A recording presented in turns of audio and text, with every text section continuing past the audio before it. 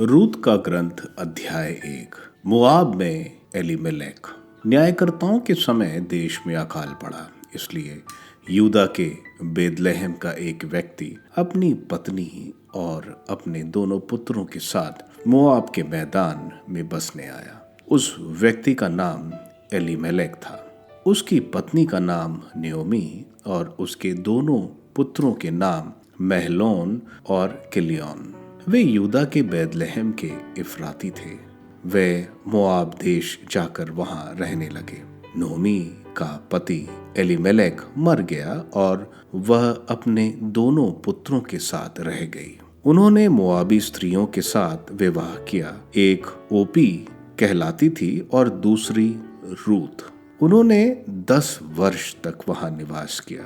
इसके बाद महलोन और किलियन भी मर गए और नोमी अपने दोनों पुत्रों और अपने पति से वंचित हो गई। रूत का नोमी के साथ रहने का निश्चय।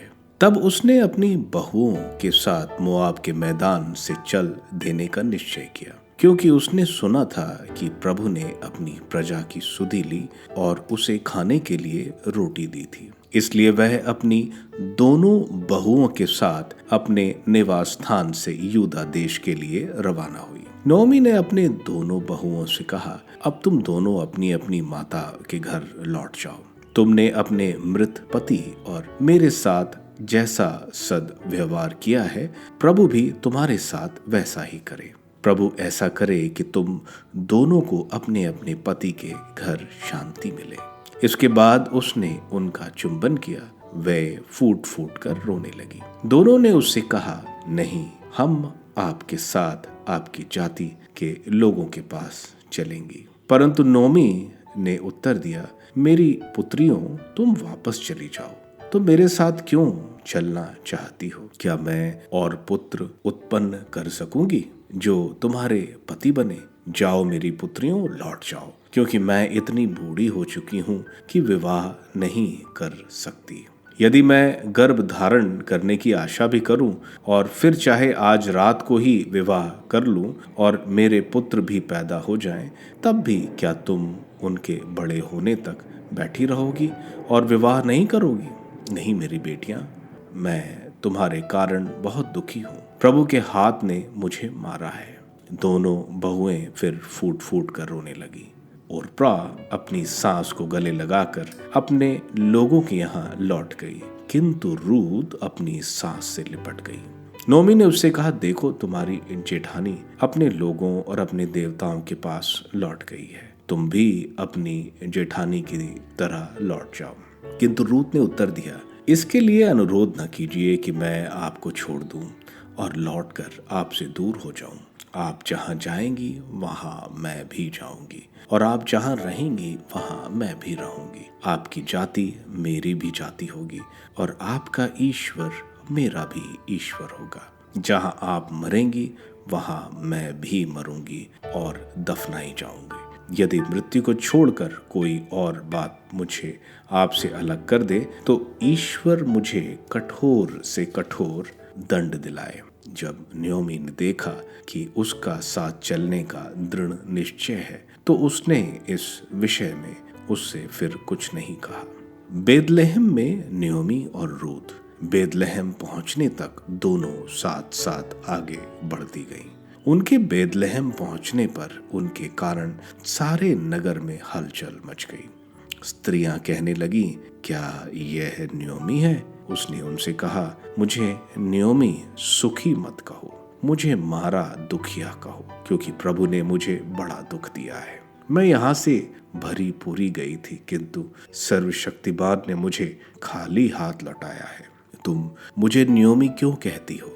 प्रभु ही मेरे विरुद्ध है। सर्वशक्तिमान ने मुझ पर विपत्ति ढाई है। इस प्रकार नयोमी अपनी मोआबी बहू रूत के साथ मोआब के मैदान में लौटी। वे जो कि कटनी के प्रारंभ में बेदलेहम पहुंची। रूत का ग्रंथ अध्याय 2। बोआज के खेत में रूत का अनाज बीनना। अपने पति की तरफ से नोमी के बोआज नामक एक संबंधी था। वह एलीमेलेक के कुल का बहुत धनी मनुष्य था। मोआबिन रूत ने नोमी से कहा, मुझे खेतों में जाने दीजिए, जो मुझ पर कृपा करेगा उसी के पीछे पीछे सिल्ला बीनने चाहती हूँ। उसने उत्तर दिया, बेटी जाओ। वह गई और खेतों में फसल काटने वालों के पीछे पीछे सिल्ला बीनने लगी। सौभाग्य से वह जिस खेत पर पहुंची वहां एलीमेलेक के कुल के बोआज का ही था। जब बोआज बेतलेहम से आया तो उसने काटने वालों से कहा, प्रभु तुम्हारे साथ हो। और उन्होंने उत्तर दिया, प्रभु आपका कल्याण करें। इस पर बोआज ने अनाज काटने वालों के मेट से पूछा, वह किसकी लड़की है? काटने वालों के मेट ने उत्तर देते हुए कहा, वह एक मोआबिन लड़की है जो नयोमी के साथ मोआब देश से आई है। उसने कहा, क्या मैं बीन सकती और काटने वालों के पीछे पीछे फूलों के आसपास के बालों बटोर सकती हूँ? वह बड़े सवेरे आकर अब तक बीन रही है। उसने केवल झोपड़ी में थोड़ा सा आराम किया। रूत पर बोआज की दया। बोआज ने रूत से कहा, बेटी सुनो, दूसरे खेत से सिल्ला बीनने मत जाओ, यहाँ रहो, मेरे नौकरानियों के साथ रहो। इसका ध्यान रखा करो कि किस खेत में फसल कट रही है और उनके पीछे पीछे चलो। मैं अपने नौकरों को आदेश दे चुका हूँ कि वे तुमको तंग ना करें। यदि तुम्हें प्यास लगे तो नौकरों द्वारा भरे हुए घड़ों में से पानी पीने जाओ। रूत ने साष्टांग प्रणाम किया और कहा, मुझे आपकी कृपा दृष्टि कैसे प्राप्त हुई?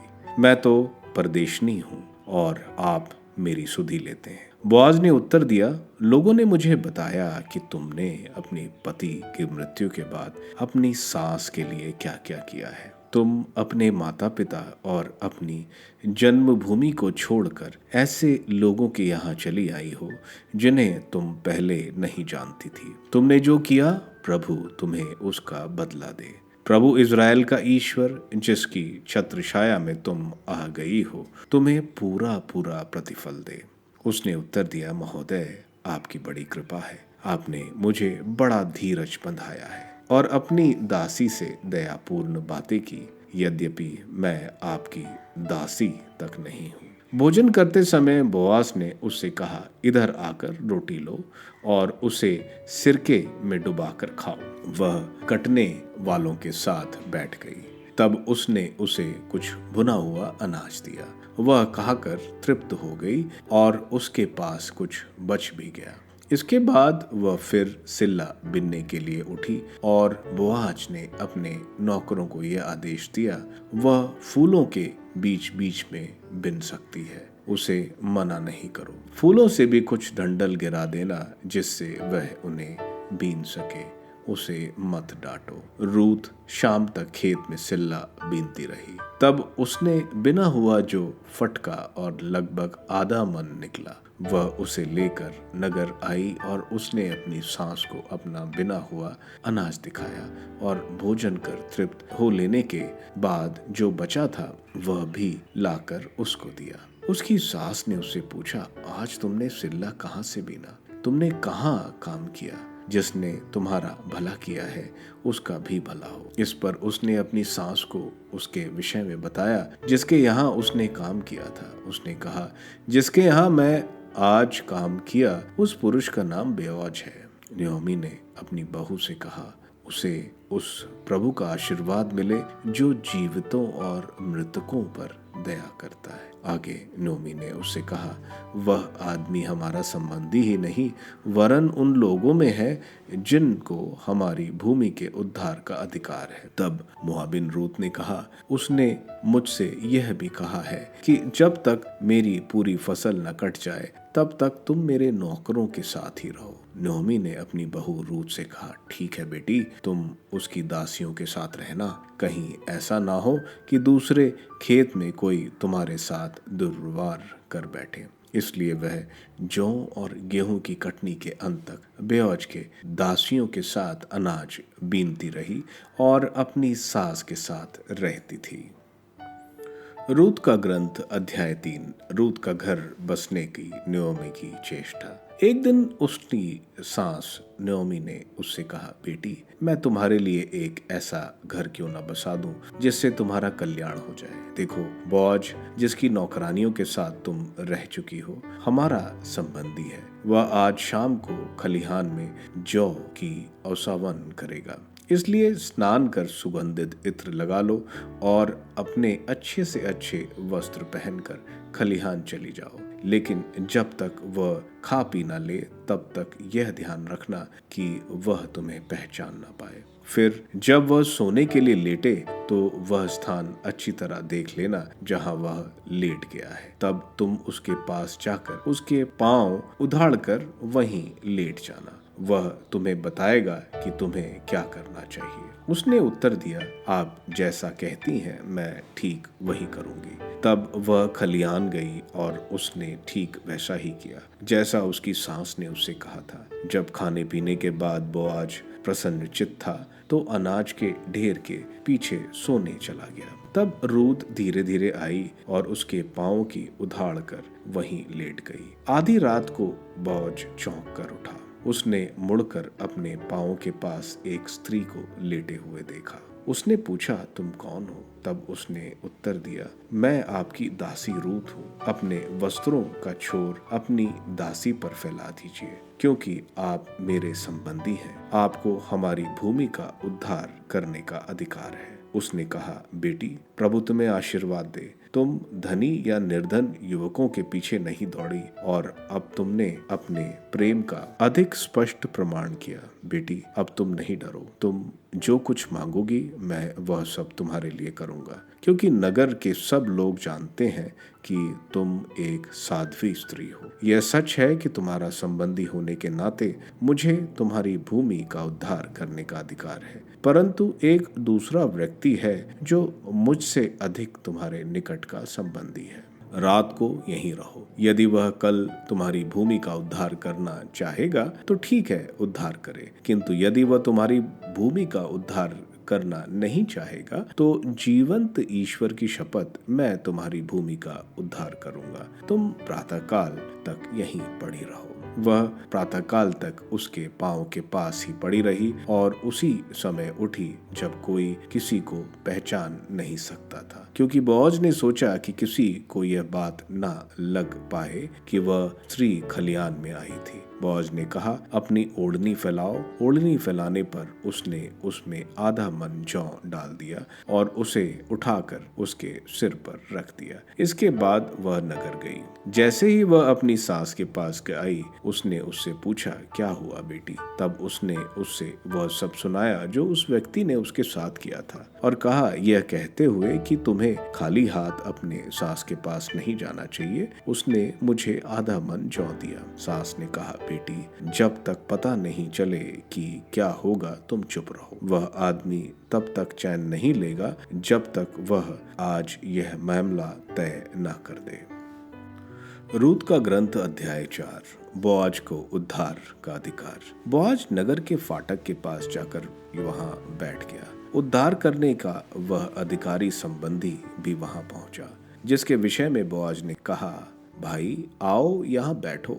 वह आकर वहीं बैठ गया। फिर उसने नगर के नेताओं के में 10 को बुलाकर उनसे कहा, आप भी यहाँ बैठिए। बोअज ने उन लोगों के बैठने पर उस उद्धार करने के अधिकारी संबंधी से कहा, नोमी जो मोआब देश से लौट आई है, हमारे संबंधी एलीमेलेक की जमीन बेचना चाहती है। इसलिए मैंने यह विचार किया है कि तुम्हें उसके बारे में बताकर तुमसे कह दूं कि यहाँ बैठे हुए लोगों और प्रजा के नेताओं के सामने तुम उसे मोल ले लो। यदि तुम उसका उद्धार करना चाहते हो तो करो, और यदि तुम उद्धार नहीं करना चाहते हो तो मुझे बताओ, जिससे मुझे तुम्हारी इच्छा मालूम हो जाए, क्योंकि तुम्हारे सिवा किसी और को उद्धार करने का अधिकार नहीं है। तुम्हारे बाद मेरा अधिकार है। उसने उत्तर दिया, हाँ, मैं उसका उद्धार करूंगा। इस पर बोअज ने कहा, जिस दिन तुम नोमी से यह भूमि लोगे, उसी दिन तुम्हें उस मृतक की विधवा पत्नी मोआबिन रूत को भी अपनाना होगा, जिससे उस जमीन पर उस मृतक का नाम भी बना रहे। यह सुनकर उस संबंधी ने कहा, यदि ऐसा है तो मैं उसका उद्धार नहीं करूंगा। नहीं तो मेरी अपनी विरासत को हानि पहुंचेगी।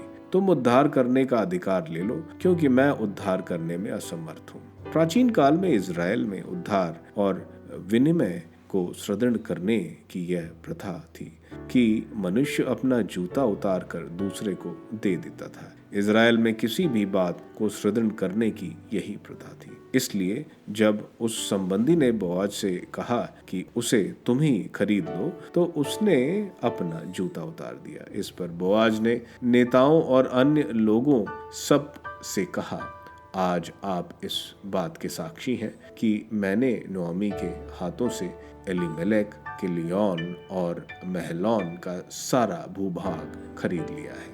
इसके साथ ही मैंने महलौन की विधवा मोआबिन रूथ को भी अपना लिया है, जिससे मैं उस मृतक के दाएं भाग पर उसका नाम इसलिए बनाए रखूं कि मृतक का नाम उसके संबंधियों और उसके नगर के न्यायालय में नहीं मिटे। आज आप इस बात के साक्षी हैं। इस पर फाटक पर एकत्रित सब लोग और नेताओं ने कहा, हाँ, हम सब इस बात के साक्षी हैं। प्रभु ऐसा करे कि वह स्त्री जो तुम्हारे घर आ रही है राहेल और लेआ के समान हो, जिन दोनों ने इज़राइल का वंश चलाया था। तुम अफराता में फलों फूलों और बेतलहम में तुम्हारी कीर्ति बढ़े। प्रभु की कृपा से इस युवती से उत्पन्न होने वाला संतान द्वारा तुम्हारा घर उस पेरेस के घर जैसा बन जाए जो यूदा के यहाँ तोमार से उत्पन्न हुआ था।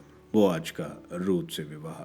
बोआज ने रूत को अपनी पत्नी के रूप में अपनाया। बोआज का उससे संसर्ग हुआ। प्रभु की कृपा से रूत गर्भवती हो गई और उसने पुत्र प्रसव किया। स्त्रियों ने नोआमी से कहा, धन्य है प्रभु, उसने अब आपको एक उत्तराधिकारी दिया है और उसका नाम इज़राइल में बना रहेगा। वह आपको नया जीवन प्रदान करेगा और बुढ़ापे में आपका सहारा होगा, क्योंकि आपकी बहू ने उसे जन्म दिया है। वह आपको प्यार करती है और आपके लिए 7 पुत्रों से भी बढ़कर है। नोआमी ने शिशु को अपनी छाती से लगा लिया और उसका पालन पोषण किया। पड़ोस की स्त्रियों ने यह कहते हुए शिशु का नाम रखा, नोआमी को पुत्र उत्पन्न हुआ है। उन्होंने उसका नाम ओबेद रखा। वही दाऊद के पिता येश का पिता है। पेरेस की वंशावली। पेरेस की वंशावली इस प्रकार है। पेरेस हेस्रोन का पिता था, हेस्रोन